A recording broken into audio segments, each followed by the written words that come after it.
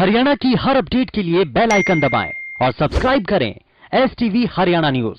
नमस्कार, स्वागत है आपका। मैं हूं नंदिनी मिश्रा। आपके साथ सीधा रुख करेंगे फटाफट हरियाणा का।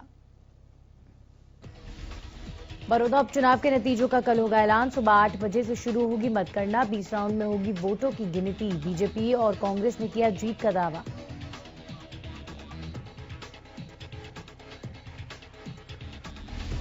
दिल्ली एनसीआर में तमाम उपायों के बावजूद वायु प्रदूषण की स्थिति में सुधार होता नहीं दिख रहा है। सोमवार सुबह कई इलाकों में हवा की गुणवत्ता बेहद ही गंभीर श्रेणी में पहुंच गई है। प्रदूषण के चलते सांस लेने में कठिनाई के साथ ही आंखों में जलन की समस्या भी सामने आने लगी है।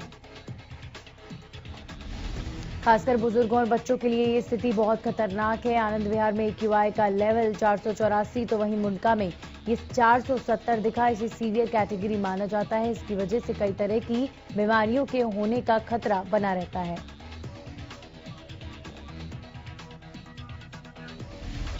पृथ्वी विज्ञान मंत्रालय के वायु गुणवत्ता निगरानी संगठन, वायु गुणवत्ता प्रणाली एवं मौसम पूर्वानुमान और शोध ने बताया था कि स्थिति में तब तक सुधार होने की संभावना नहीं है जब तक पराली जलाने की घटनाओं में भारी कमी नहीं आ जाती। प्रदूषण की वजह से हरियाणा के कई शहरों में हालात बिगड़ गए हैं। प्रदेश के बड़े शहरों का AQI लेवल बहुत खराब हालात में है। ऐसे में ये कहना कि हरियाणा में हेल्थ इमरजेंसी जैसे हालात पैदा हो गए हैं, गलत नहीं होगा। दिवाली के आज से महज 5 दिन बचे हैं। ऐसे में हरियाणा और NCR में प्रदूषण लेवल बढ़ने से चिंता बढ़ गई है। नवंबर का दूसरा हफ्ते शुरू होते ही प्रदूषण का रिकॉर्ड टूट गया है। केंद्रीय प्रदूषण नियंत्रण बोर्ड के आंकड़ों के अनुसार दिल्ली के 7, गुरुग्राम और NCR के दर्जन भर शहर प्रदूषण के लिहाज से रेड जोन में ही चल रहे हैं, जिसके चलते लोगों का कई तरह की परेशानियों का लोगों को सामना करना पड़ रहा है, जिसमें सांस लेने में दिक्कत के साथ साथ आंखों में जलन आम होती जा रही है। प्रदेश के 10 शहरों का AQI बहुत खराब श्रेणी का माना जा रहा है, जिनमें अंबाला, भिवानी, फरीदाबाद, गुरुग्राम, हिसार, करनाल, पंचकुला, पानीपत, रोहतक, सिरसा और सोनीपत शामिल हैं। स्वास्थ्य के लिहाज से प्रदेश की हवा खतरनाक हो गई है। पानीपत के बाद एक शादी कार्यक्रम में शामिल होने के लिए फतेहाबाद पहुंचे प्रदेश के CM मनोहर लाल ने कई मुद्दों पर अपनी बातचीत रखी। इस दौरान CM मनोहर लाल ने दीपावली पर पटाखे जलाने के लिए 2 घंटे की छूट देने की घोषणा के साथ ही किसानों के बहाने कांग्रेस पर भी निशाना साधा।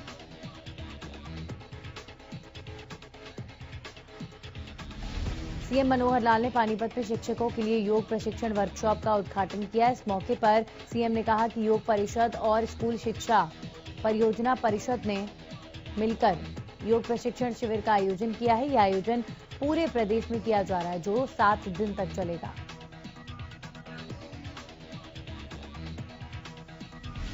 इस शिविर में शिक्षकों को सिखाया जा रहा है कि वे आगे अपने स्कूलों में 6ठी से 12वीं तक के विद्यार्थियों का मार्गदर्शन कैसे किया जाए। तो वहीं CM ने जहरीली शराब पर बोलते हुए कहा कि जितनी जानकारी मिली है उसके आधार पर प्रशासन ने कार्रवाई भी की है और आगे भी कार्रवाई की जाएगी।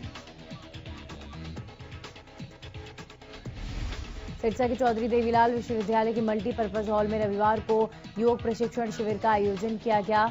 हरियाणा स्कूल शिक्षा परियोजना परिषद और हरियाणा योग परिषद के संयुक्त तत्वावधान में कार्यक्रम का आयोजन किया गया। इस कार्यक्रम की अध्यक्षता अतिरिक्त उपायुक्त उत्तम सिंह ने की। कार्यक्रम में मुख्यमंत्री मनोहर लाल ने वीडियो कॉन्फ्रेंसिंग के माध्यम से संबोधित किया। मुख्यमंत्री ने अपने संबोधन में कहा कि योग को गांव-गांव तक पहुंचाने का सरकार का लक्ष्य है। इस दौरान उन्होंने आमजन से योग को अपने जीवन का हिस्सा बनाने के लिए भी आह्वान किया है। इस मौके पर अतिरिक्त उपायुक्त उत्तम सिंह ने बताया कि जिला के PTI, BPE और अन्य अध्यापकों को योग की ट्रेनिंग दी जाएगी। उन्होंने बताया कि ये कार्यक्रम 21 दिनों तक चलेगा और 3 चरणों में योग प्रशिक्षण करवाया जाएगा।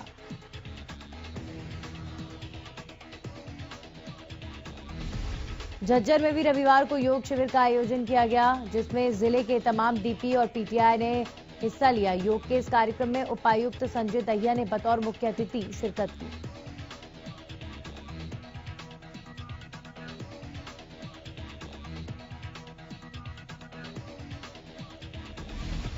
इस मौके पर जिला उपायुक्त जितेंद्र दहिया ने बताया कि योग हमारे जीवन का एक अहम हिस्सा है और हर शख्स को योग करना चाहिए। उन्होंने बताया कि वे भी नियमित रूप से योगा करते हैं।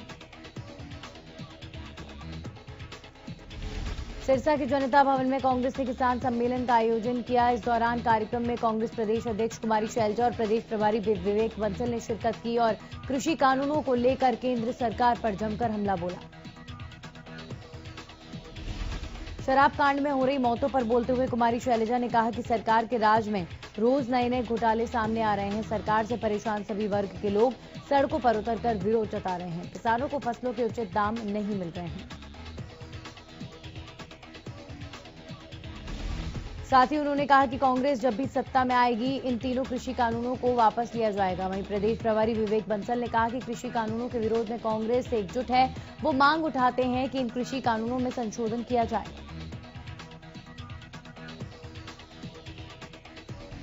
पेहोवा के गांव भौर सैदा के मशरूम फार्म पर मशरूम उत्पादन प्रक्रिया का जायजा लेने के लिए खेल राज्य मंत्री संदीप सिंह पहुंचे, जहां खेल राज्य मंत्री संदीप सिंह ने कहा कि खेती बाड़ी के साथ साथ किसान इसी से जुड़े दूसरे विकल्प अपनाकर अपनी आमदनी को बढ़ा सकते हैं। खेल राज्य मंत्री संदीप सिंह ने कहा कि सरकार ने किसानों के लिए कई तरह की योजनाएं शुरू की हैं। इनके तहत किसानों को अपने खेतों में प्रोसेसिंग यूनिट स्थापित करने के लिए प्रशिक्षण और लोन आदि देने की व्यवस्था सरकार द्वारा की गई है। आपके पसंदीदा चैनल हरियाणा न्यूज की खबर का एक बार फिर से असर देखने को मिला। टोहाना में मार्केटिंग कमेटी सचिव पर फर्जी गेट पास बनाकर धांधली करने का आरोप था, जिसको लेकर मार्केटिंग बोर्ड के अधिकारी के नेतृत्व में टीम बनी है।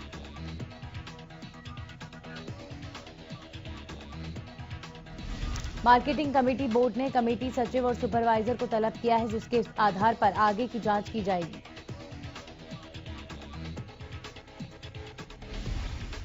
बड़ौदा उपचुनाव के लिए नियुक्त सामान्य चुनावी पर्यवेक्षक की उपस्थिति में शनिवार को एक अहम बैठक हुई। लघु सचिवालय में हुई इस बैठक में मतगणना को लेकर अधिकारियों कर्मचारियों को प्रशिक्षण दिया गया।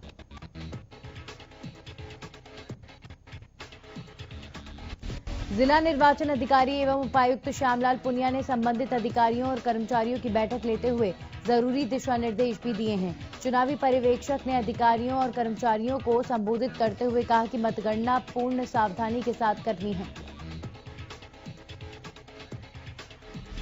इस कार्य में किसी भी प्रकार की लापरवाही स्वीकार्य नहीं है।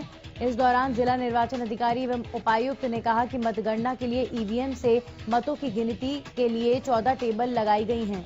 सामान्य तौर पर मतगणना के 20 राउंड होंगे। उन्होंने बताया कि पोस्टल बैलेट की गिनती के लिए अलग से 5 टेबल लगाई गई हैं।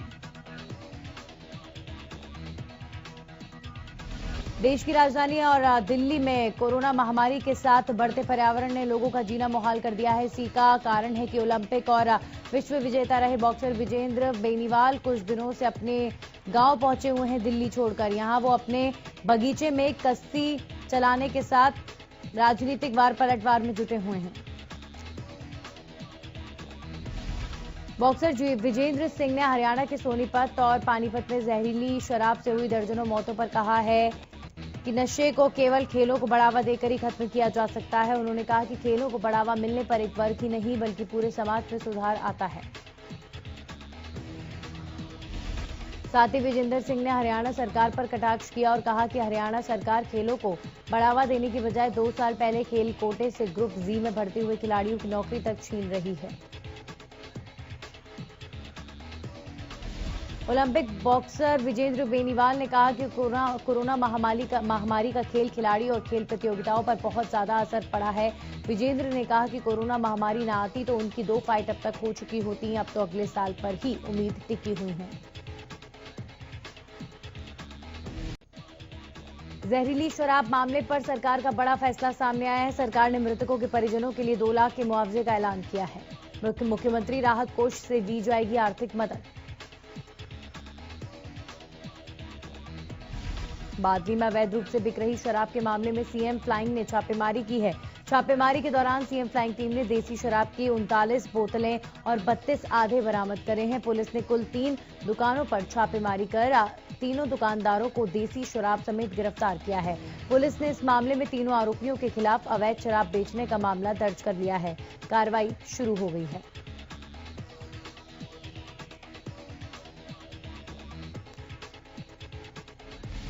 पलवल में एलिवेटेड पुल का निर्माण किया गया है। ये कार्य शुरू हो चुका है। आपको बता दें, जिसका निर्माण कार्य करीब 1.25 साल से बंद पड़ा था। ये पुल 225 करोड़ रुपए की लागत से बनाया जा रहा है। बदहाल सड़क और अतिक्रमण के चलते इलाके में पूरा दिन वाहनों का जाम लगा रहता है, जिसके चलते लोग जाम में फंसे रहते हैं। पुल का निर्माण कार्य एक बार फिर शुरू होने से शहरवासियों को जाम और प्रदूषण से राहत मिलने की उम्मीद है। जुलाना मंडी में धान के उठान में हो रही लापरवाही के कारण किसानों को परेशानी का सामना करना पड़ रहा है। मंडी में धीमी गति के साथ हो रहे उठान के कारण किसानों को घंटों मंडी के बाहर खड़ा होना पड़ रहा है। इस बीच मंडी में जाम की स्थिति पैदा हो गई है।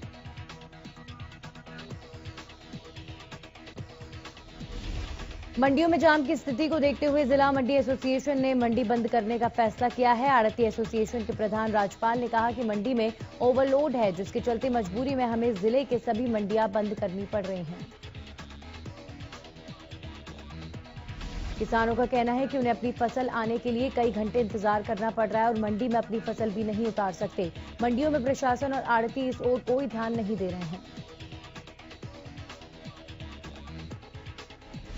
अंबाला के पंजोखरा में देर रात आपसी कहासुनी में एक युवक ने 2 लोगों पर चाकू से वार कर दिया। इस दौरान एक की मौके पर ही मौत हो गई, जबकि एक गंभीर रूप से घायल बताया जा रहा है। मामले की जानकारी मिलते ही पुलिस ने आरोपी को 24 घंटे के अंदर गिरफ्तार कर लिया। पुलिस अधिकारियों ने बताया कि ये मामला पुरानी रंजिश से जुड़ा हुआ है।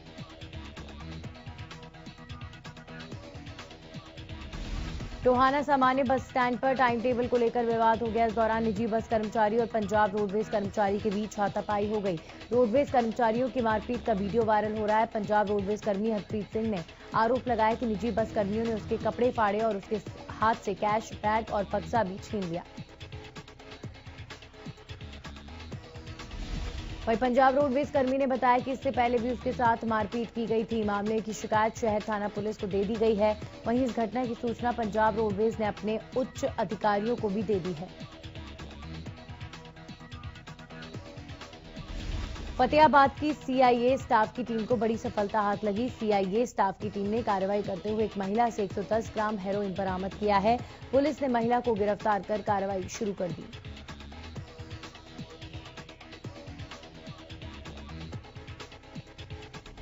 पूरे मामले को लेकर सदर थाना प्रभारी रूपेश चौधरी ने बताया कि सीआईए स्टाफ की टीम ने एक महिला से 110 ग्राम हेरोइन बरामद किया है। महिला को गिरफ्तार किया गया है और पुलिस इसके ऊपर कार्रवाई कर रही है। आरोपी महिला को कोर्ट में पेश किया जाएगा। आईपीएल के 13वें सीजन के दूसरे क्वालीफायर मुकाबले में दिल्ली कैपिटल्स ने सनराइजर्स हैदराबाद को 17 रनों से मात देकर पहली बार आईपीएल के फाइनल में जगह बनाई। करो या मरो के इस मैच में दिल्ली ने हैदराबाद को 190 रनों का लक्ष्य दिया था, लेकिन हैदराबाद की टीम 20 ओवरों में 8 विकेट पर 172 रन ही बना पाई। दिल्ली की ओर से रबाडा ने 4 विकेट और स्टोइनिस ने 3 विकेट झटके। वहीं इससे पहले धवन के 78 रनों की पारी के साथ ही स्टोइनिस के 38 और हेटमायर के ताबड़तोड़ 42 रनों की पारी की बदौलत दिल्ली की टीम ने 189 रन बनाए थे। इस बेशकीमती जीत के साथ दिल्ली कैपिटल्स ने पहली बार आईपीएल के फाइनल में जगह बनाई। अब खिताबी मुकाबले में 10 नवंबर को उसकी टक्कर 4 बार की चैंपियन मुंबई इंडियंस के साथ होगी।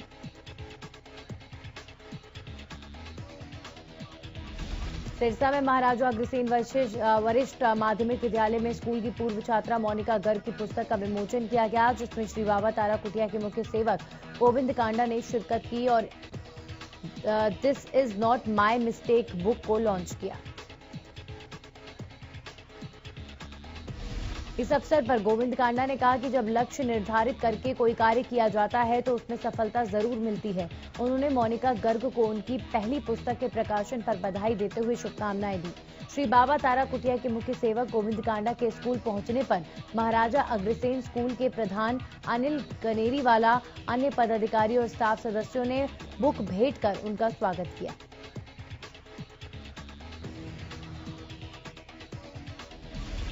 महेंद्रगढ़ पुलिस ने मजिस्ट्रेट के आदेश के बाद थाने की पुरानी बिल्डिंग के पीछे भारी मात्रा में अलग अलग ब्रांड की अवैध शराब की बोतलों को नष्ट किया। थाना प्रभारी अजयवीर सिंह ने बताया कि 36 मामलों में अवैध शराब पकड़ी गई थी और काफी लंबे समय से ये थाने की पुरानी बिल्डिंग में रखी हुई थी। 59 किलो अवैध पटाखे भी पकड़े गए थे और शराब की बोतलों के साथ ही इन पटाखों को भी नष्ट किया गया। पुलिस ने मजिस्ट्रेट से इजाजत मिलने के बाद इन्हें नष्ट कर दिया। जाखल मंडी कॉलोनी वासियों ने गंदे पानी की समस्या के समाधान के लिए एक बैठक की है। कॉलोनी वासियों ने सरकार और नगर पालिका जाखल के प्रति नारेबाजी करते हुए उनकी समस्या का जल्द समाधान करने की मांग की। वहीं कॉलोनी वासियों ने वार्ड वासियों की बैठक बुलाकर 3 दिनों की अल्टीमेटम भी दिया है।